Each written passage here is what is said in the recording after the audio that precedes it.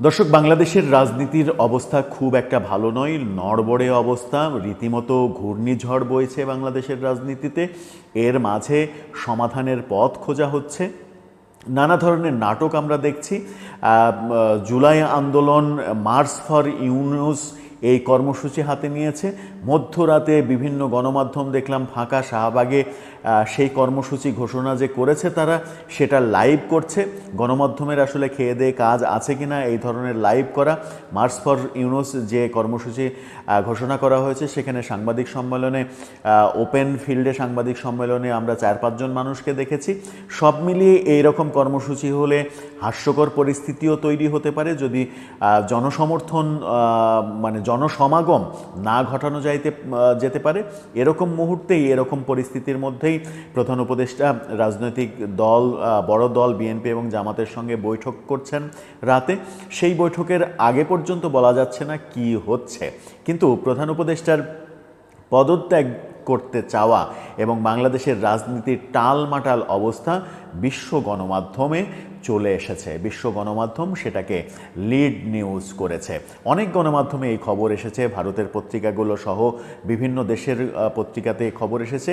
তবে ইম্পর্টেন্ট খবরের মধ্যে নিউ ইয়র্ক টাইমস, সেখানে একটা বড় প্রতিবেদন তুলে ধরা হয়েছে। সেই প্রতিবেদন নিয়েই কথা বলবো এই ভিডিওতে। থাকবেন পলিটিক্স টিভির নিয়মিত আয়োজনে।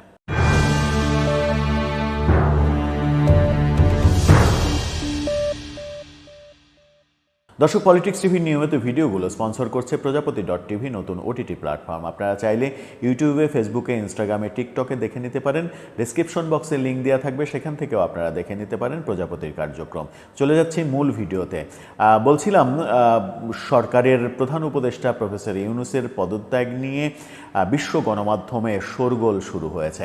প্রফেসর ইউনুস যেহেতু আন্তর্জাতিক আইকন, সেহেতু তার এই ব্যাপারটা আরও বেশি গুরুত্ব পাবে, এটাই স্বাভাবিক। নিউ ইয়র্ক টাইমস এই ব্যাপারে একটা প্রতিবেদন তৈরি করেছে। নির্বাচন নিয়ে চাপের মুখে অধ্যাপক ইউনুসের পদত্যাগের হুমকি। নিউ ইয়র্ক টাইমস ইংরেজিতে যে শিরোনাম করেছে তার প্রচ্ছদটা আপনারা দেখে নিতে পারেন। সেখানে তারা বলতে চাচ্ছে যে নির্বাচন নিয়ে নানা রকমের চাপ, সেই চাপের মুখে প্রফেসর ইউনুস পদত্যাগের এক ধরনের হুমকি দিয়েছেন, পদত্যাগ করতে চেয়েছেন। তাতে করে বাংলাদেশের রাজনৈতিক একটা অচল অবস্থা তৈরি হওয়ার পর্যায়ে চলে এসেছে। তিনি যদি পদত্যাগ করেন তাহলে বাংলাদেশের রাজনীতিতে নতুন করে অচল অবস্থা তৈরি হবে, বাংলাদেশের রাজনীতিতে বিশৃঙ্খলা তৈরি হতে পারে। এবং সেই প্রতিবেদনে গত 2 দিনে যা কিছু ঘটেছে, পদত্যাগ করতে চাওয়ার আগের রাত থেকে গতকালকে সারা দিন যা কিছু ঘটেছে সেই ব্যাপারগুলো উঠে এসেছে। প্রতিবেদনে তারা বলছে যে শিক্ষার্থীদের নেতৃত্বে একটি আদর্শবাদী আন্দোলন যখন গত আগস্টে ক্রম কর্তৃত্ববাদী হয়ে ওঠা শেখ হাসিনা সরকারের পতন ঘটায়, সে সময় বাংলাদেশের লাখ লাখ মানুষের গণতন্ত্রের আসন্ন পুনরুজ্জীবন উদযাপন করছিলেন। এভাবে আন্তর্জাতিক সম্মানিত মোহাম্মদ ইউনুসকে সুষ্ঠু নির্বাচন না হওয়া পর্যন্ত সব কিছু গুছিয়ে নেওয়ার ক্ষেত্রে বাংলাদেশের সেরা সম্ভাবনা হিসেবে দেখা হচ্ছিল।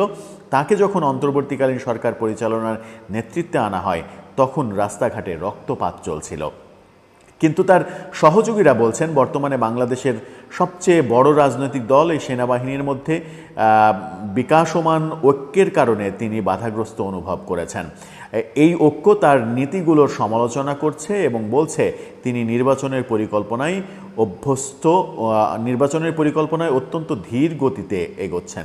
অর্থাৎ এখানে সেনাবাহিনী এবং বড় দল মানে বিএনপির অসহযোগিতার কথা বলা হচ্ছে। নিউ ইয়র্ক টাইমস স্পষ্ট করছে সেনাবাহিনী এবং বিএনপির অবস্থানের কারণেই তার যে পদত্যাগের গুঞ্জন সেটা উঠে এবং বিএনপি এবং আর্মি থেকে অভিযোগ করা হয় যে নির্বাচনের ব্যাপারে এই সরকার খুবই ধীর লয়ে এগোচ্ছে। যেটা সমালোচনা হয়, সেই সমালোচনাটাকে আসলে তিনি নিতে পারেননি। সেই নিতে না পারার কারণে পদত্যাগ করতে চেয়েছেন এবং সরকার থেকে সরে যেতে চেয়েছেন। এর দায় তিনি নিতে চাননি। এই ব্যাপারে পুরো ফিরিস্তি তুলে ধরেছে নিউ ইয়র্ক টাইমস। অর্থাৎ বাংলাদেশের রাজনৈতিক অবস্থা গভীরভাবে পর্যবেক্ষণ করছে আন্তর্জাতিক সম্প্রদায়। যখন সেনাবাহিনীর সঙ্গে সরকারের দ্বন্দ্ব আমরা দেখছি, এই দ্বন্দ্ব যদি আরও বেড়ে যায় তাহলে আন্তর্জাতিক মহলে উদ্বেগ বাড়বে। জাতিসংঘ যদি সেনাবাহিনী সম্পর্কে আরও বেশি কনসার্ন হয়ে যায়, তাতে সেনাবাহিনীর শান্তি মিশনের ব্যাপারগুলো প্রশ্নবিদ্ধ হতে পারে, ক্ষতির সম্মুখীন হতে পারে। সেই কারণেই সরকারকে আরও বেশি সতর্ক হওয়া উচিত, আরও বেশি সতর্ক পদক্ষেপ নেওয়া উচিত, যেন এই ধরনের কোনো পরিস্থিতি তৈরি না হয়। সেই আহ্বানও জানাচ্ছেন বিশ্লেষকরা। এখন কি করবে সরকার?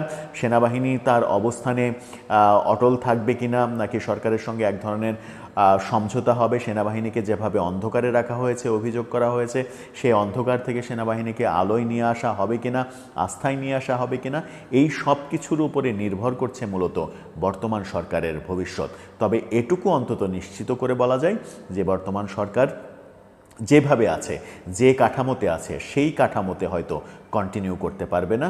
অনেক উপদেষ্টাকে বাদ দিয়ে পরবর্তী পথটা চলতে হবে। সেই ক্ষেত্রে প্রফেসর ইউনূস বোধহয় এই যাত্রায় দায়িত্ব ছাড়ছেন না। তিনি দায়িত্বে থেকেই এক ধরনের উপদেষ্টা পরিষদের মধ্যে সংস্কার করে তিনি পরবর্তী পথটুকু চলতে চাইবেন। সেই ক্ষেত্রে সবথেকে বড় কথা সেটা হচ্ছে যে তার যে এত সংস্কারের প্ল্যান, সেই সংস্কারের প্ল্যান বাস্তবায়িত হবে না। ডিসেম্বরের মধ্যে তিনি নির্বাচন দিতে বাধ্য হবেন। এই শর্তে যদি তিনি রাজি থাকেন তবেই তিনি কন্টিনিউ করবেন, অথবা তিনি হয়তো বিদায় নেবেন। দর্শক, আপনার কি মনে হয়?